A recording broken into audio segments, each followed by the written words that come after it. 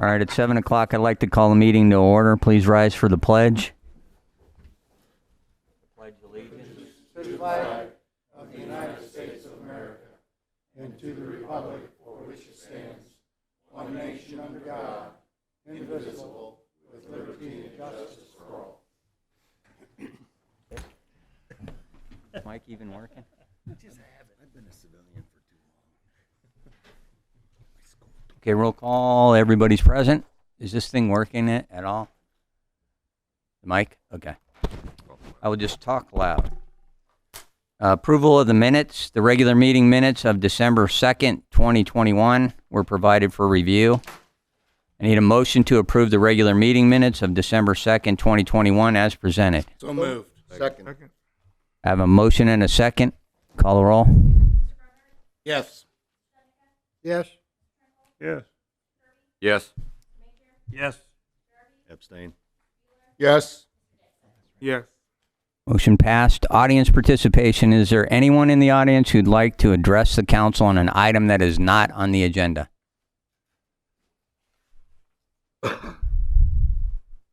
Mayor, typically I'm not in the audience, but for this evening, for the purposes of the business my brother and I own in this town, we'd like to make a donation to the Mayor's Christmas Tree Fund. We'd like to present a check to the mayor for $500. These funds were collected through donations to our customers and our staff, and we'd appreciate you to accept this on our behalf.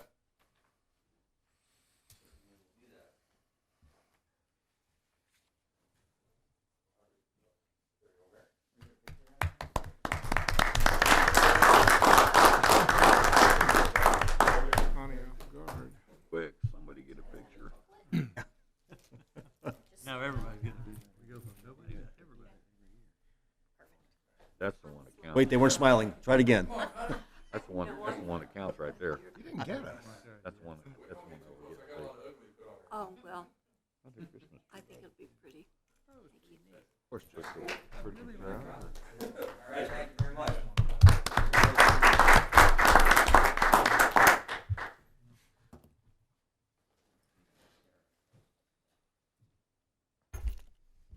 Hey, it stayed on the counter.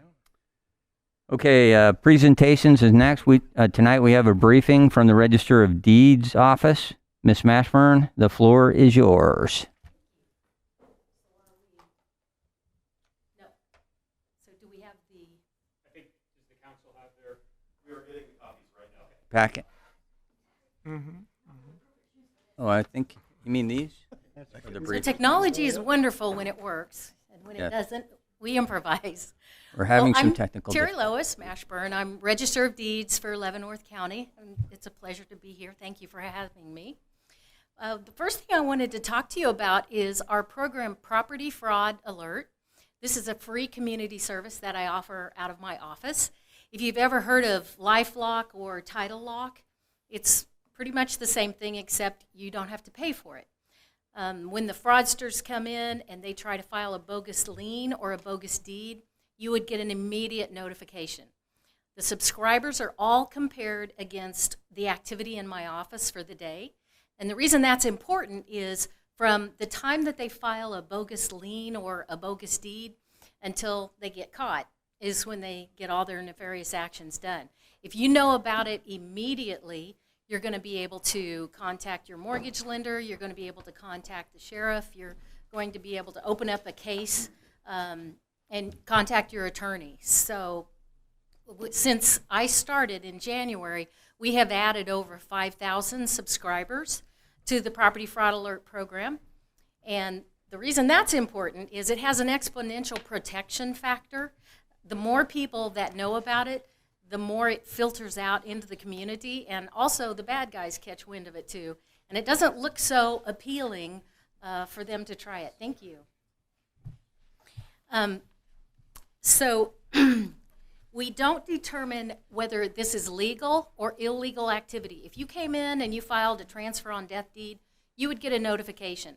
But you would know, okay, I was in the office, I did this. It's when you get the notification and you don't recognize it, that's when you want to jump on it and do the actions that we suggest.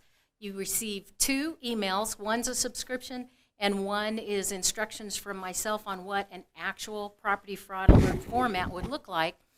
After that, it's crickets. It may be 3 years, 5 years, but there's no marketing emails or phone calls that go out. It's completely confidential, and you can rest assured you'll know if anybody is messing with your property. Another thing that we do is we file DD 214s in our office for free. Military discharges, we hold those so that future generations, they may come in and want to see the discharge. If the vet himself needs a copy of the discharge, we can do a certified copy for free. Another form that I highly, highly recommend everyone have is a transfer on death deed. It's the best $21 you can spend for protecting after you're gone where the property goes that you would want. You control who receives the property. It's very flexible. If you need to modify and change who you want the property to go to, you can just come in and file another transfer on death deed. And it invalidates the prior one, and then your current filing is the deed of record. Unlike a will can be challenged. This cannot be challenged. And I wanted to give you an update. One of my main goals is to be very efficient and effective with the taxpayers' money in my office. And I've assembled a brilliant team. There's 3 people. They have over 80 years of combined experience in the industry, and they're wonderful to work with if you've ever come into my office. We also lowered the established budget was already set when I came into office. We lowered the salary budget by over $50,000. And we streamlined customer billing for our invoicing down to one invoice. Another thing that we did was I instituted a electronic clerk stamp. So if you look at the handout, the top part was a manual process, a very cumbersome 3-step process where we had to take the deeds over across the hallway. The clerk had to stamp each and every one and then manually sign it, then walk it back over to my office, and I had to rescan those in with the stamp on it. Now then, it's an electronic stamp. 1 nanosecond later, we're on to the next document, and the clerks love it. They had been asking for it for quite a while. Another thing that I did to help with efficiency between my department and the appraiser's department is a sales validation form, which happens during conveyance of land. We call it SVQ. That also used to be a manual process. I made an electronic copy available immediately to the appraiser's office, so they don't have to wait for the data. They can have that almost immediately. Another thing that we did to protect the community is we started to, on death certificates, we started to go back and redact critical information that is used for identity theft. So birth date, mother's maiden name, and the social security number. Those are all redacted. We have done over 3,000 death certificates to date, and we're going to keep going until we get them all done. A second thing to be more efficient between the departments is we also added a cover sheet which has the legal description of the property that's involved with the deceased. So again, this will help with the clerk's office, it'll help with the appraiser's office, and just save time and efficiency. When I came into office, there was a Rolodex, card Rolodex, and that's what they used for the plat index. So we digitized that right away. So if someone comes in and they want to know how many new subdivisions have been filed since October of 2017, we can immediately give them that information. I also updated the website, and on the website is not only the property fraud alert, but a customer survey. And for those who like to do genealogy, there is the cemetery databases are now accessible online. I added very frequently requested documents. So if you click on the Forms tab, you can get to the transfer on death deeds, quitclaim deeds, exemption choices for deeds, and the sales validation questionnaire. So my vision for this office was a 3-step phase in order to help protect the land records and make them as clear and crisp as possible to read. In May, I transferred off of a local server onto a remotely hosted, fully staffed data center. This is located out of state, and it has amazing firewalls. It has diesel generators. It can withstand an F5 tornado. Pretty much, unless the mother of all bombs is a dead-on hit with it, it can survive it. And if that did happen, the entire facility is replicated 5 states away. If something would happen at the courthouse and I could get to any computer, the Register of Deeds office would continue to function. And this is critical since the economy for home sales, for mortgages, it all starts in the Register of Deeds office. You'll see on page 12 of the handout, this is an example of what we actually are working with. We still have to deal with microfilm data, and that microfilm data is degraded. It may be whited out on one side and so dark you can't read it on the other side. And we'll have to print one document 4 times, adjusting for the light to get a clear copy, then cut and paste that together to get one readable document. My Condor Legacy project is going to outlast me for generations to come. Clear, enhanced copies are going to be available online. And so this is going to do several things. One, researchers are not going to have to come into the office. Not that I don't enjoy the company and like the researchers showing up, but in a COVID reality now, the more that you can stay home or stay in your office and do the research online, it's a safety factor for everyone. The second thing is clearer documentation is going to make for less errors, which means less financial expense when a document is misread because you can't understand what's written there. And you see on page 14, these are examples. The documents are going to be rescanned using infrared and other light spectrum that the human eye can't see, and it picks up the minute details. Then those documents are going to be digitally enhanced. So where you have blurred and whited out document, it's going to be completely filled in. It's going to be de-skewed. The rough edges are going to be cleaned up. The reverse negative images, we will have positive images, and if you look on page 16, you'll see where seals that were previously unable to see that they were there, they show up immediately in these documents. So after we get these documents all scanned in, the next step is back indexing. Back indexing is where we allow you to search by who sold the home, who bought the home, the legal description, the date that it was recorded, the type of document that it is. There's about 15 different fields that we have to enter in. And when I entered into office, there were 378,000 documents we estimate that are still microfilmed and not available online. In the last 9 months, after doing all of our daily recording activity, staff has back indexed over 25,000 documents. So 25,000 documents more are now available online. That's a pretty phenomenal pace for people who are continuing to do the daily work. One of the fun things about my office is the rich history that we have here in Leavenworth County. And so our favorite son, Buffalo Bill Cody, actually owned land in Leavenworth County. If you look at the map, the back gate to the fort go about 5 miles out on Santa Fe Trail, and the red circle shows where his father, Isaac Cody, actually purchased the land.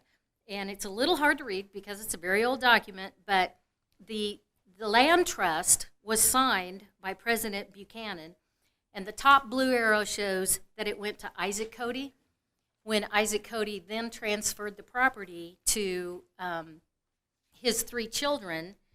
You see the actual signature of William Cody, Buffalo Bill Cody. And that's one of the treasures that's in my office. They were selling the land, and you'll see I've blown up and shown you a treaty with the Delaware tribe of Indians. And I strongly encourage you, if you have any interest in genealogy, or maybe you want to research your own property, come in and we'll be happy to help you. We are open 8 to 4:30 for research. If you don't want to come into the office and you still want the research done, it is possible for my staff to do the research. It's $30 an hour, or if it's just one document, it's $7 a document.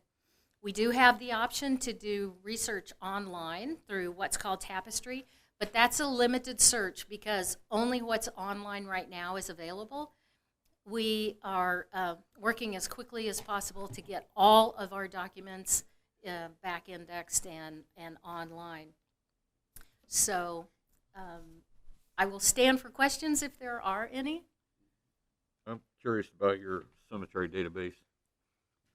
I used to be able to, there used to be a website that I could just go to and type in a name, and then it was hard to do because the website was being redone. Revamped, yes. And so that's the cemetery databases used to be on the old county website. Right. The website was updated in 2020, and that went away. So I requested for it to be put onto my website. So how do we get to it? If you go to leavenworthcounty.gov, all spelled out, and under the government tab, go to the Register of Deeds office, then you will see a side menu, and you can click on cemetery databases. And then it's just a matter of typing in. Just type It's and search. basically the same way it was. It is. before. It is. Okay. Because we get a lot of research being done, and if I can't find one, that was usually the quickest way to find out where they were. And then all of a sudden, that was Gone. gone. Yes. I heard a lot about that. Okay. And I try to be very, responsive. What people need, we do our best to try and locate or help them find what they need or present the data in a way that's most available to them. I mean, it told us where they were at. Mm-hmm. And it, like I say, then it just went away. And for people doing, and I get a lot of genealogy. So that was very frustrating. But anyway, good. I'm glad to see it's back. Good. Thank you. I'm interested in the transfer deed. Transfer on death deed? Right. So I have a that's- trust. Okay, so a trust doesn't die, right? Right. So a transfer on death is for individuals. In a trust, usually the trustee, the new trustee is then named when the present trustee passes. So I would not need to do anything. Not with the trust. Okay, good. Not with the trust. Just making sure. Now, if you wanted a mortgage on property that was in the trust, it would have to be taken out of the trust. You would get a mortgage as an individual, and then it's put back into the trust. Sure, I understand. Thank you. All right. So I'm confused. by filling out and registering to the property fraud, is it just the property that we list by address, or would you be able to pull up all the property that we have? When I go back to the office, then we'll check and see all of the addresses, and you will be notified by an email. I give you the information that you gave me, and I ask you to please check this, because if I can't read your handwriting, you're not going to get the notifications. So double check that I've entered the information correctly, and then you're good to go on all your properties. The only thing is, if you have trusts, if you have businesses, we can enter if the property is in the business name, we can also enter business names as well as individuals. I can cover notifications in Wyandotte County, Leavenworth County, Jefferson County, and Shawnee County. Any Thank you other very questions? much for your attention. No, And Merry thank you. Christmas to everyone. It was very interesting. Thank you Appreciate very you much. coming Christmas. tonight. Good evening. Okay, item number 3 under new business is resolution number B2 2021 opioid settlement and litigation. Kansas is part of a multi-state litigation aimed at distributors of opioids and their negative effects on the public. This resolution assigns Lansing's claims to the state attorney general. Should a settlement of funds be available, eligible reimbursable cost could be police personnel, equipment, and any activities or projects that prevent, reduce, treat, or mitigate the effects of substance abuse and or addiction. I'm asked for a motion to approve resolution number B2 2021. So moved. Second. I have a motion and a second. Any discussion? No discussion? Call the roll. Yes. Yes. Yes. Yes. Yes. Yes. Yes. Yes. Motion passed. Item number 4 is ordinance number 1077, rezone request 00000 Center Drive. A request has been received to have this item tabled. So I need a motion to table ordinance number 1077. So moved. Second. Second. I have a motion and a second. Call the roll. Yes. Yes. Yes. Yes. Yes. Yes. Yes. Yes. The motion to table passed. Executive session, economic development. I need a motion to recess into executive session to review economic development activities pursuant to the discussion of confidential data relating to financial affairs or trade secrets of corporations, partnerships, trusts, and individual proprietorships, exception KSA 754319 Bravo 4 for 15 minutes, beginning at 7:22 and ending at 7:37. So moved. Second. I have a motion and a second. Call the roll. Yes. Yes. Yes. Yes. Yes. Yes. Yes. Yes. All right. I'll talk to you after this. I'll talk to you after. Make a motion, we return to regular session. Second.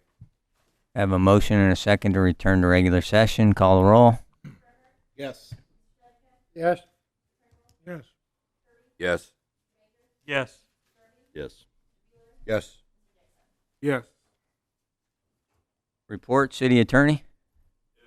If everyone didn't already watch it, I would suggest that you watch the oral arguments of the Supreme Court in our fire district case. I thought it was very interesting. I think it laid out all the issues very well, and I thought appropriate and good questions were asked by the justices. So I would, if you haven't watched it, I would encourage you to do so. Maybe you watch it 2 or 3 times. I was kind of impressed with how it went. I was I too. was able to watch it. Yeah.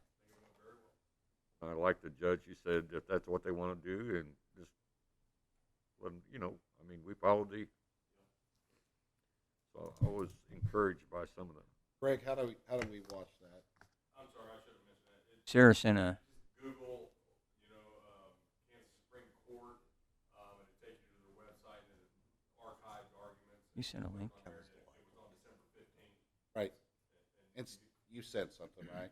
Yeah. Okay. There's a link on there. I'll take you to Google and you can just review it. Greg, did you watch it in real time? I did. I was in court, so I had to kind of buffer it and was behind a little bit, but yes, I did see it. And I You got a good feeling. did. But again, I don't want to do it. All right. Everybody knock. I thought it went well. All right, Tim. The Chamber Annual Banquet is at the Riverfront Community Center, Friday, January 28th. A couple of you guys have already responded to me. If that's something you're interested in, please let me know. It sounds like tickets are going pretty quick. So I've already heard from 2 of you. If anyone else wants to go to the Chamber Annual Banquet, please let me know ASAP. That's all I have. All right, thanks. Any department heads? Matt, please come to the podium. Try to be pretty quick because I know we want to get out of here. So we're looking at events for next year, and one of the things that we need to do is put the RFP out for the fireworks for next year. So with that, we need to kind of have an idea for what date the body would like to see that event held on. We were, internally, when I was looking at it, I was targeting the 2nd of July, which is a Saturday. The 4th is on a Monday this year in 2022. So if we want to have it close to the 4th of July, that would be the date that I would target. I think that would be a good date. A good day. That'd be a good date. Okay. And the only other thing I have is the KCBS reached out to me today, this morning. Their timing was kind of interesting. There is, so our barbecue contest was slated to be the 29th and 30th of April, and there is another event in Topeka going on that same weekend. They don't really like having events that are that close together because it kind of divides, and then neither event really does really well. So they were asking if we would be interested in moving that to the 13th of May, which happens to be a Friday the 13th, but hopefully that will be okay and it'll work out all right. So as long as everybody's agreeable with that, that's kind of where I would head. Anybody got any It's issues starting to be with that? warmer then. That was my thoughts Is too. that the high school graduation weekend? I don't know. It is. Is it? Yeah. So maybe It's that. always the But second weekend in May. But I would say don't think that- would affect this. I would say though that the barbecue contest isn't open to the public. It's really kind of a private event Yeah. because it's sanctioned All by right, I you know. just So mentioned that Yeah. normally Well, that's, that's a good call, though. yeah, that's a good point out though because I hadn't thought of that. So, but we could look at that. Yeah. So Sounds like everybody's good with the 2nd of July, though. Yeah. okay. Thanks for your time. All right, thanks, Matt. All right, go around the horn here. Gary. 2020, starting in March, things got really rough. And I was thinking about this today.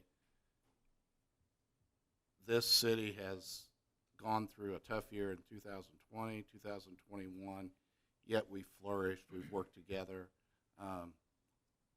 This council's worked together very well. We have all kinds of differing views, but that doesn't get in the way of us doing our business and trying to do what's best for this city.